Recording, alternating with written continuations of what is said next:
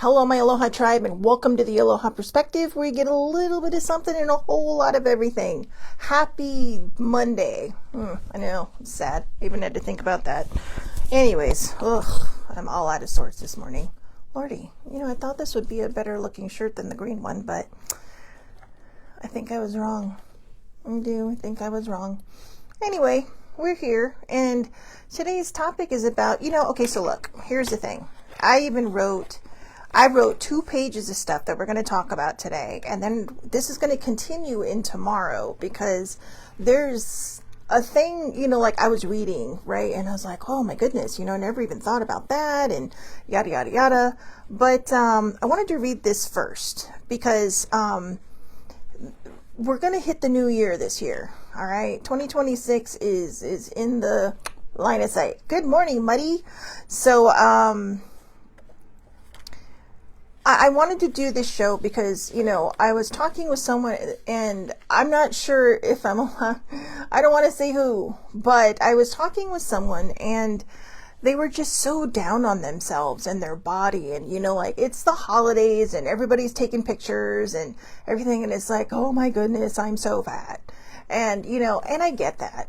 All right. I've been, I don't know why I was going to say successfully overweight. I've been overweight for some time. All right. But in that time, I have shamed myself. I've hated myself. I have absolutely tried to pretty much eat myself to death. And no, I'm not kidding. Good morning, cousin Jeannie. Oh, good morning, older sibling. So and my therapist and I talked about this in 2017. That's when she banned me from dieting. And she, now a lot of people would say she can't do that. But she did it for a reason, because I was in a vicious loop. And it still took me some time to really kind of understand what she was trying to do. It took me some time to really get in touch with myself, to understand that, we should be grateful for our body every day. If you want to lose weight, lose weight. If you want to gain weight, gain weight. But we shouldn't be shaming one another. If you're doing this, that, or the other, and you're like, oh, I'm doing great, then, great, good for you. So I'm going to read this first before I continue on, because these are the notes I meant to put in the book and forgot. So, there are those who are great with New Year's resolutions. There are others who are okay with it. Then there are people like me who fail so spectacularly every year we don't bother with resolutions anymore. But what if a resolution was just learning how to love your body or ourselves just as we are? That is the hardest, I think, of all resolutions. It's not about going to the gym. It's not about eating healthier. It's not about not drinking for a month, right? Dry January. It's about loving who we are in the bodies we are in right now, in this moment. And to resolve to do that in the new year, all it takes is for you to say kind things to yourself every single day. But there's more to it than just affirmations. There's believing it. It starts in here. Okay. Good morning, bestie. So, it's like, one of my favorite movies. Like when Mark said to Bridget in Bridget Jones' Diary, I like you very much just as you are. Let's do that for ourselves. Let's say that to ourselves. Now, tomorrow we are going to talk about body neutrality and toxic body positivity. Okay. And I think there's a common ground between the two. So I'm going to try to bring them together because they're 2 very distinct things. And there are people over here in this camp that say, no, it's bad. There are people over here in this camp saying, no, what you're doing is bad. But I think if we find a way to hit the middle, we'll be okay. But today, we're just going to talk about body positivity. All right. So I Googled the hell out of this. All right. And the nice thing about Google is when you Google it, it gives you all the little places. And oops, sorry. I didn't know I went crooked there. It gives you all the little links and everything to the places where it has gathered this information. There we go. So, anyways, I'm going to read through this, then we'll talk about it. Okay. So, the body positivity movement originates from the 1960s fat acceptance movement and earlier social activism, particularly efforts by the intersectional Black and LGBTQIA plus communities to challenge discrimination against non-conforming bodies. So see, this whole transgender thing has been around for a long time. So those of you who think it's new and it's whatever, it is not. Okay, so leave those people alone. They did nothing to you. They're just trying to be happy like everybody else. and they're trying to do it in the body that they feel they should have been born in. So everybody says God doesn't make mistakes, but what if not everybody's religious? Or what if God did this to make people question one another and to see if people would actually be nice to one another? Nobody ever thinks about that, do they? No. So he sent his warriors down here to say, hey, you know what? I'm going to challenge your thinking. You think, say, oh, the Bible, Bible, Bible. But the Bible was written by a bunch of men. Okay, they removed all the books that were written by the women, except I think one. So anyways, not trying to challenge the Bible, not trying to challenge anybody's Christianity, because, you know, I respect that. But people are people, and we should just love one another without question. Okay, we shouldn't be telling people how they should live their lives if, you know, you don't want anyone telling you how to live yours. Simple as that. All right. So early historical roots. The foundations of body positivity trace back to the Victorian dress reform movement. A lot of movements happening here. The Victorian dress reform movement between the 1850s and the 1890s, which advocated for women's health and bodily autonomy by opposing restrictive corsets and supporting the right to wear more practical clothing like pants. Pants. Older sibling always makes fun of me when I say pants. Anyways, this movement emphasized acceptance of women's bodies regardless of waist size and was the first major social critique of rigid beauty standards for women. Now, we're talking about here, they have, well, actually, let me read all this through and then we'll get back to it, all right? Now let's flip this. Okay, so I decided let's flip this. Let's flip this to the Renaissance, where once again, it was what men desired. Now, this isn't a thing against men, okay? I'm not picking on men. I'm not doing anything. But this is something that has kind of been ingrained in us on why we feel that we have to fit societal norms. And it's not just men, but this was a time when it was men, because women do the same thing, okay? Well, I won't like that guy or that person unless they fit what I think is perfect. But you might be missing out, right? Just because the person doesn't fit what what you find acceptable, or what you think your other people might find acceptable, you might be missing out. So anyways, let's flip the script here. Renaissance art portrays what men generally view to be beautiful: a voluptuous body with round and flush cheeks and curvy. I definitely need to find a TARDIS and go back in time. So, but were Renaissance women actually larger? Not necessarily. While the ideal does not, hold on here. Sometimes my brain moves faster than my mouth moves faster than my brain. Why the ideal does not equal reality.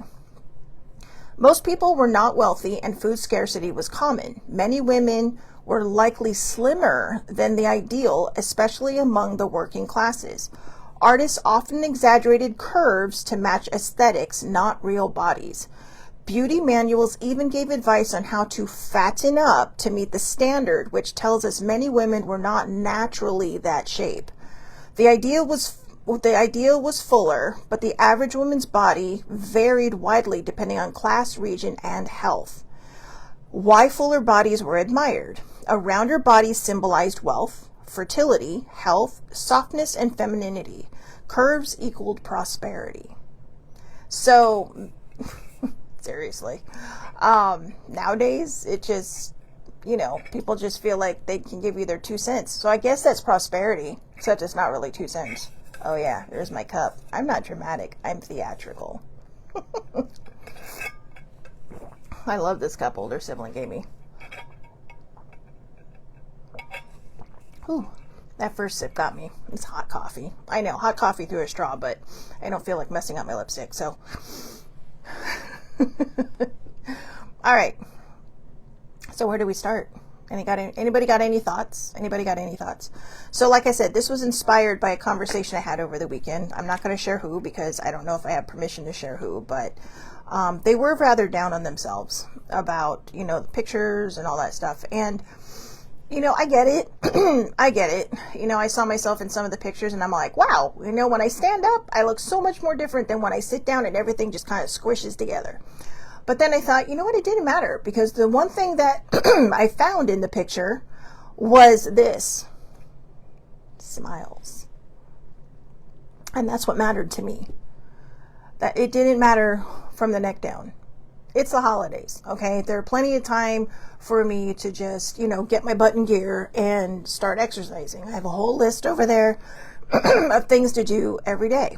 And it's not about pounding it out at the gym. It's not about, restocking your fridge completely.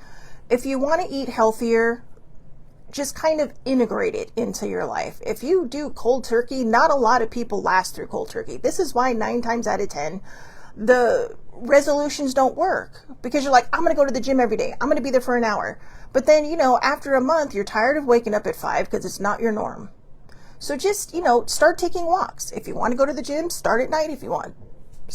Or just, slowly integrate it into your life. Maybe every other day you go to the gym until you're used to waking up an hour earlier to go and do this. Or, get weights at home. So if you want to work out every day, you can do, Monday, Wednesday, Friday, right? You can lift your weights at home and, maybe do some walking. YouTube has a bunch of wonderful, wonderful, exercise programs for people, and they're easy.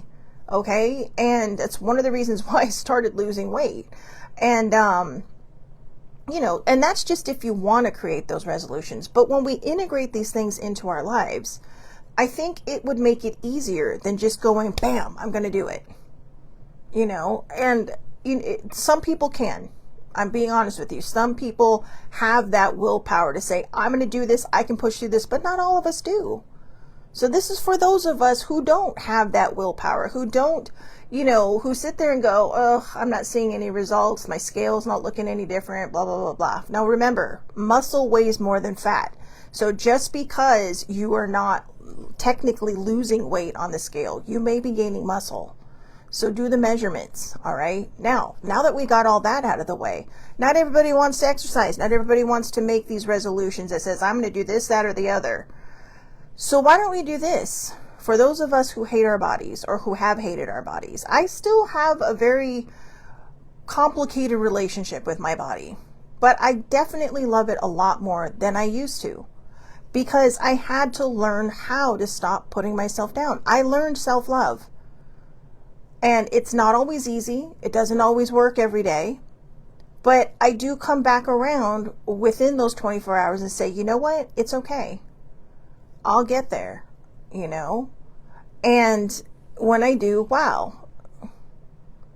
And it's like, for me, I definitely need to get healthier because I have to take care of my heart.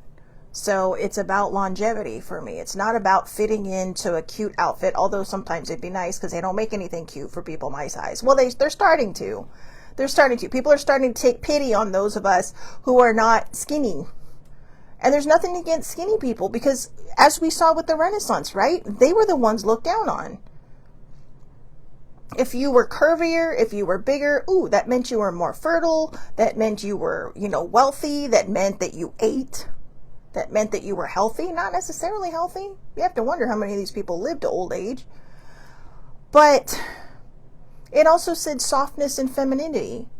Softness and femininity is not the size that you are. It's what's in here. But a lot of people miss that, right? Because, you walk through the mall or you walk through the public places and people will look at you and go, either, oh, she's too skinny, she needs a burger, or wow, she should really lay off whatever it is she's eating, or he should do this, or he should do that. And come on, keep your eyes on your own paper. All right? Seriously, keep your damn eyes on your own paper. You don't know what struggles that person's having. I'm a recovering emotional eater. But see, people will just look at me and say, oh, well, she blah, blah, blah. And I've heard this. I have heard this from people that don't think they're talking that loud. And yeah, it used to affect me, and it really, really killed my self-esteem. Now, if I just see somebody, it's just like, I just smile like, hi, how's it going? And it kind of disarms them, because it's like, oh, sorry. I know it keeps timing out or whatever it's doing. So stop it. All right. It might be my energy. Sorry. I may get a little opinionated sometimes, but it goes in both directions. All right. It's thick or thin. People struggle with body positivity. Man or woman, or however you identify, struggle with body positivity. It's not one specific sex that does. Now, the reason I brought up men was because these were men's ideals. And you have to remember, in the United States, it wasn't until 1974 that women really had any kind of autonomy at all.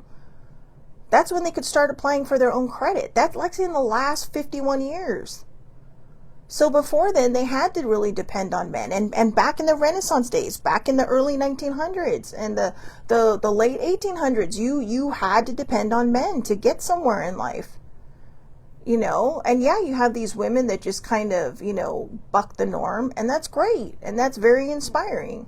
But for a lot of other women, they didn't have that courage. They didn't have that whatever was meant for them, and, you know, they were property. You know, we watched Fiddler on the Roof, right, over the weekend, or over on Christmas Eve, because sibling wanted to watch it. And they had 5 daughters, and the 5 daughters were all, I mean, the father and mother loved them, yes, but they were all commodities. What, you know, which daughter can I send off to this person so that they have a decent life? Who makes enough money? I mean, they wanted their daughter to marry a man like twice as old as her because he was rich and had a dowry. So, you know, it's things like that. And, you know, I know they're cultural things. You know, there's, you know, arranged marriages. And, you know, I'm not gonna say anything about that because those are those cultures. But that doesn't mean that I think it's fair. Because again, women are being, you know, kind of placed out there as commodities. And so, you know, I can see where a lot of that, or even in our society now, like I said, when you're walking, you know, just out in public, or you don't think anyone's going to like you because, you know, you ate that extra burger the other day, or maybe you ate that extra fry the other day, and all of a sudden you're just berating yourself. You probably didn't even gain a pound, but you're shaming yourself.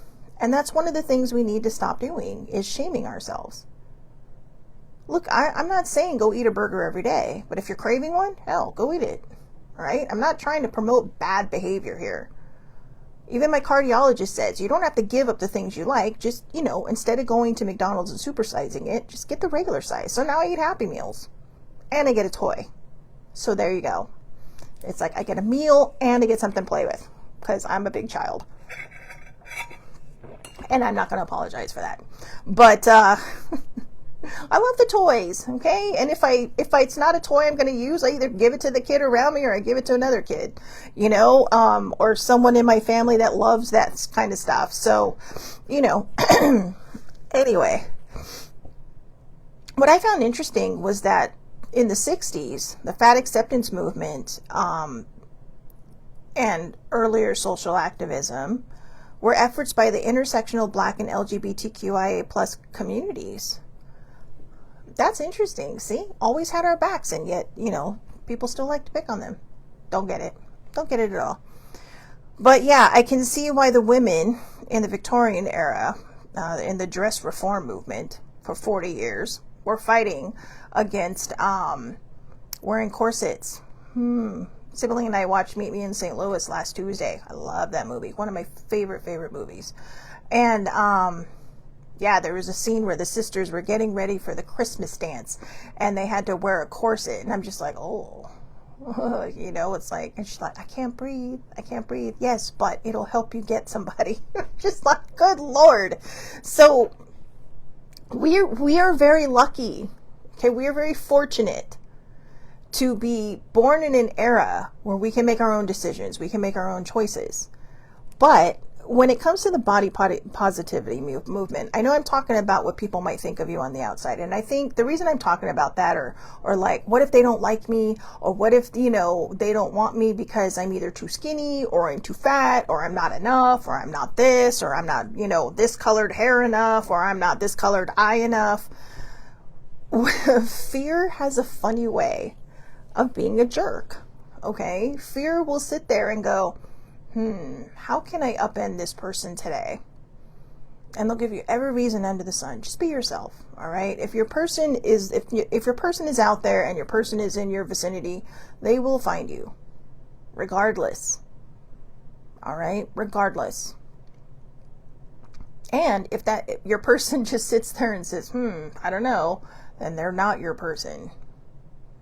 We need to learn how to look at each other for what we put into this world. The kindness, how we treat other people, not what this looks like. I think the one thing that we forget is this changes over time. I mean, we don't look like the newborns we were when we first popped out of our moms, right? No. We certainly don't look like that little amoeba looking thing when we were first created and became, two cells came together and poof, created you. No. We don't look like we did when we were 10.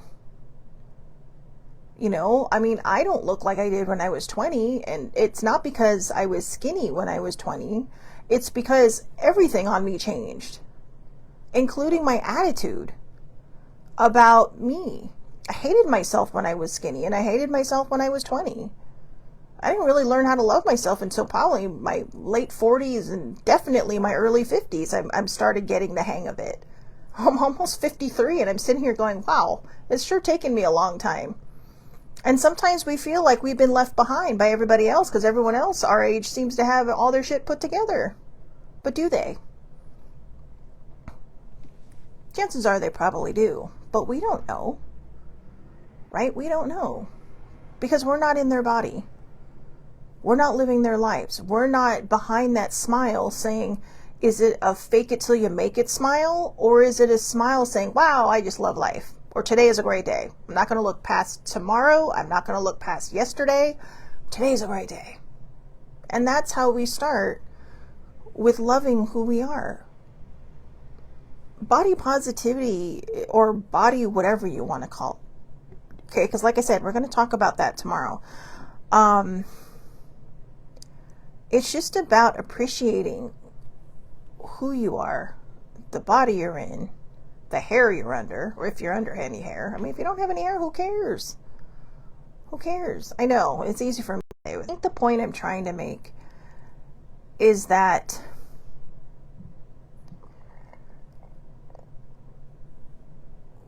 we really need to look in the mirror and say that one little quote that I just said. I like you very much just as you are.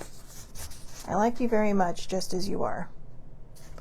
Because you can make a million resolutions. You can make a million different changes.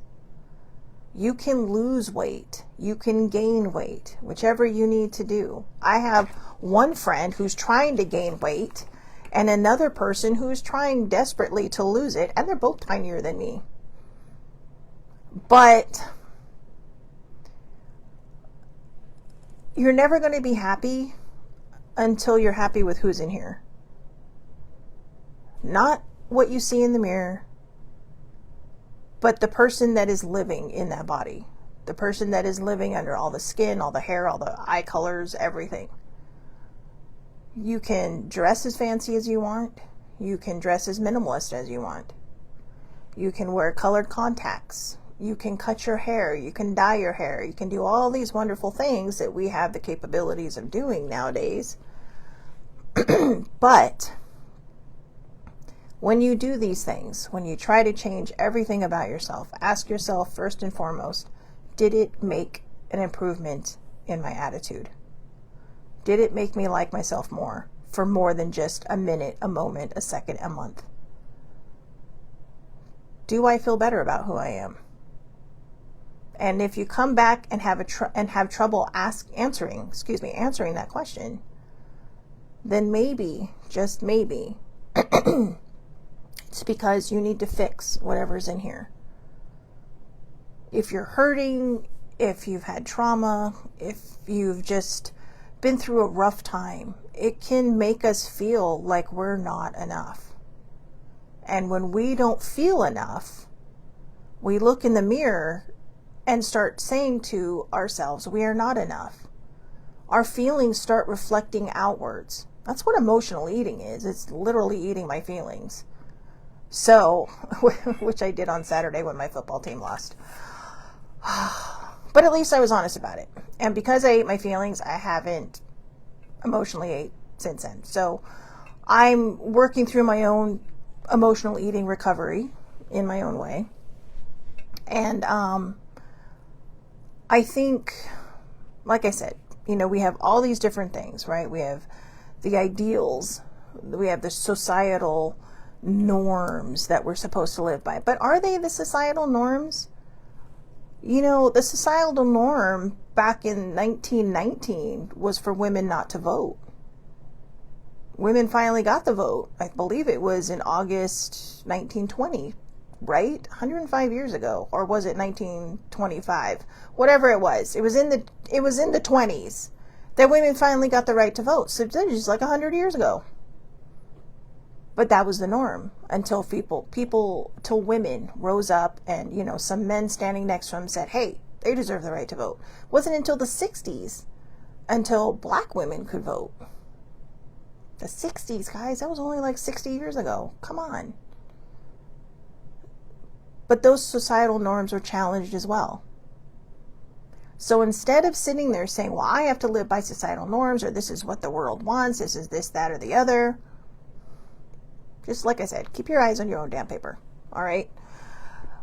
Keep your eyes on your own life. I get a lot of comments from people that care about me, and I know they care about me, so I don't mean to put it like that, but I put it like that because it's like, well, we're just worried about your health and blah, blah, blah, and yada, yada, yada. Got it from my mom a lot. And, or people make comments like, well, you probably shouldn't be eating that either. And it's like, yeah, you know what? It brings me joy, so tough luck. And those are my responses now. Because, definitely on the sweet train in this house. You cannot go hungry in this house. My dad had snacks everywhere. It's dangerous. It's a dangerous place for me here. But I need better willpower. I admit I need better willpower. And then, of course, with the holidays just rolling through, everybody's feeling worse about their bodies because it's like, oh my God, I gained 2 pounds. It's okay. It's okay. You go for a walk. All right? Find a heated pool. Go for a swim. Drink more water. A lot of times it's just water weight. Like I said, I'm not trying to promote bad behavior, whatever bad behavior is. I'm not trying to tell people that emotionally eating is okay. It's not, because it caused what this is. What I'm trying to show people is that we need to figure out how to love the bodies that we're in so that we feel compelled to take care of them. Whether you are thick, thin, somewhere in the middle, whether you like your hair color or not, whether you like your eye color or not, whether you look in the mirror and say, really? This is what I got. We have to learn how to love ourselves. Self-love opened a whole new world for me. Not because, I'm worried now about, finding something out there, but because I look in the mirror and I smile at myself now. I don't sit there and go, ugh, Some days we might have those ugh moments. But they're so few and far between now that I feel like I'm really kind of getting the hang of the whole self-love thing after years of talking about it on this show. I think I'm finally getting the hang of it. I know, the show's been on for just over 5 years, so I know, you would think that I would have had it down by now. Nailed it. But it is a work in progress. And the work in progress is this. You have to believe it. You have to choose it. If you don't choose it and you don't believe it, affirmations aren't going to mean squat. Okay? Body positivity memes aren't going to mean squat. All they're going to mean is that you read something, you gave it about 3 seconds worth of thought, and then you went back to feeling horrible about yourself. It's not easy, but it's also not hard. And you're probably sitting there like, how is it not easy but not hard? Because you just have to make the choice. And that's the hardest part, is making the choice to love yourself. Choosing self-love isn't narcissistic. It's a chosen behavior. Okay, it's not saying, oh world, look at me, everybody should love me, everybody should adore me. No, it's you looking in the mirror saying, you know what? I like who I see. And if you want to take a selfie, take a selfie. Sometimes we have such like wow moments where like we just want to capture it, right? And I think we get excited about that because, you know, a lot of us who are older, we didn't have these things. We wanted to do a selfie. We had to take a chance with film and a camera facing us doing this. So, you know, half the time you got up people's noses because you didn't know what you were doing. You couldn't see it after. You just hoped for the best, right? Bestie and I have a few of those. But, so yeah, I really want you to think about these things, okay? Because we rake ourselves over the coals so much, especially right after the holidays and right that little tiny space between the holidays and the new year, which is still technically the holidays, but you know what I mean. Because now is that time where everyone's saying, oh, what's my New Year's resolution going to be? New Year's Day is Thursday. Oh, la, la, la, la, la, la. What am I going to do? And then we just kind of fall by the wayside after. And then we shame ourselves, we feel guilty, or we think, well, yeah, that resolution didn't last long. For those of you who do manage your resolutions, more power to you. And I am very proud of you. I am. This isn't about, you know, shaming people who stick to their resolutions. Personally, I'm in awe of those people. I really am. I'm in awe of those people who have that willpower. And I think willpower comes with self-love. And, you know, because you're challenging yourselves to do different things. You're giving yourself the courage and the strength and the love that you need to push yourself through. Lots of people can do this for you. Lots of people can stand in your corner cheering you on. But unless you are cheering yourself on, a lot of times it's just going to fall by the wayside. You have to fill your cup with your own happiness. Filling it with somebody else's happiness is very, very temporary. Very temporary. It will bring you joy for a moment, but then what after?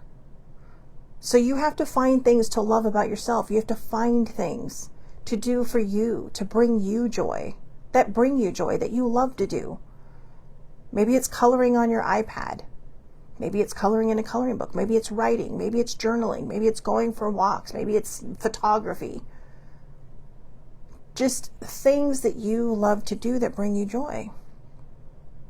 And there's another thing. Maybe you love photography, so go out there, take walks, and bring your camera. Nobody says you have to power walk up and down the neighborhood, okay? I mean, that might help, but if that's not something you like to do and you don't find that interesting, it can be boring as hell. So just go out there, get in nature, go for a swim. I really want to go swimming, but the pool is not heated. And I'll be honest with you, I'm a little scared about getting into the water, but I know I need to do it. So at some point, I know I'm just going to have to suck it up, you know, and just, but we'll see what happens. Anyway, there's a jacuzzi I could do little aerobics in, but again, it's just like, it's so cold. And the sad thing is, I'm in Southern California. So somewhere out there, someone's going, bitch, your cold is not even cold. Your cold is like, ooh, I'm going to walk around in shorts and t-shirts. So I'm going to finish it with a funny story about the cold weather, okay? So years ago, older sibling and I used to have season seats to the Ducks and the Kings. And, you know, we'll get them back one day, but right now it's not a priority. So, so we watch it on TV because I love hockey, but we would always giggle because we always knew, right? Because you're going to the games like all the time because you have season seats, and we could always tell who the out-of-towners were. Because we're walking in, you know, jerseys on, you know, long sleeve shirts on, maybe a thermal, you know, like pants under your jeans. And it's only like 55 degrees outside. Maybe it's 60. Okay. And you're going into a cold arena. I'd have my scarf on. And then we see these families walking up in t-shirts and shorts.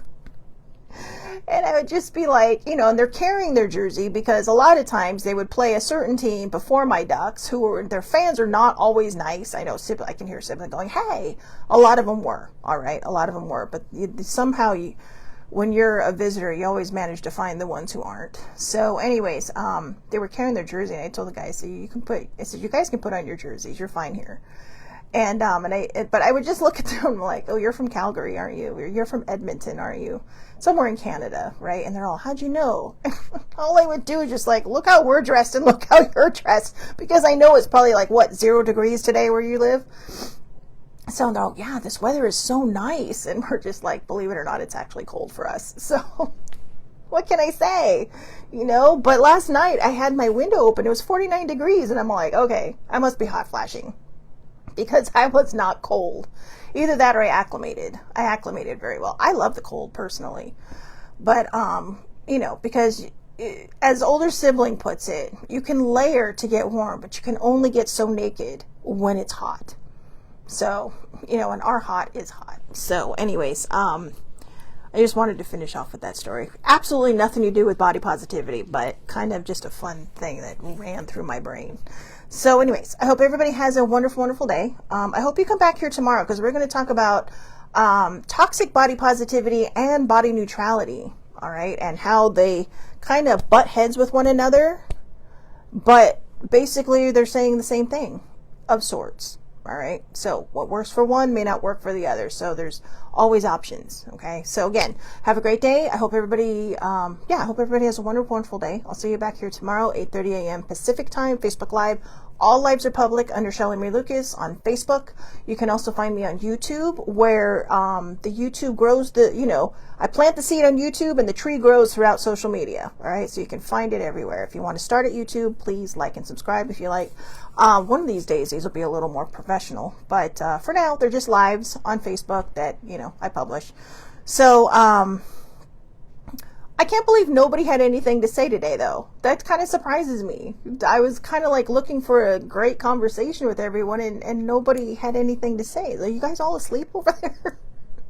Or maybe they're all thinking about it like, So I don't know. But anyways, you got my 2 cents. So yeah, have a great day, and I will see you tomorrow. Thank you for watching.